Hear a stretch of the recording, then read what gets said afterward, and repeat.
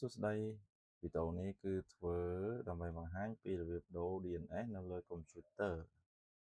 អញ្ចឹងនៅឥឡូវនេះខ្ញុំប្រើ Windows អញ្ចឹងយើងចុច start នេះមកចុច start នឹងក៏បានចុច Windows key លើ keyboard ក៏បានតមកទាំងអស់គ្នាវាយ line search ហ្នឹងចុចថា network connection តមកយើងឃើញ view network connection យើង click លើវាទៅនឹងចេញផ្ទាំងបែបនេះ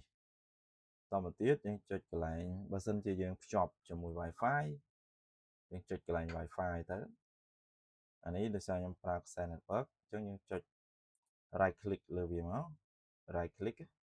ហើយ property តមក scroll មកតិចមកឃើញ internet protocol version 4 TCP/IP នេះតមកចុចពាក្យថា property ហើយធម្មតាវាចេញកន្លែងនេះ obtain DNS automatically អញ្ចឹងយើងចុចកន្លែងនេះ use the following DNS ហើយបំពេញព័ត៌មានទៅបាទ8.8.8 ជា DNS របស់ Google អញ្ចឹងនៅពេលនេះគឺវាប្រើ DNS ពី Google ហើយអូខេអញ្ចឹងមានតែប៉ុណ្្នឹងឯងចុច OK close តមកយើងចុចកន្លែងហ្នឹងមកទៀតយកមើល status មកចុច detail ឃើញ DNS នេះគឺ DNS របស់ Google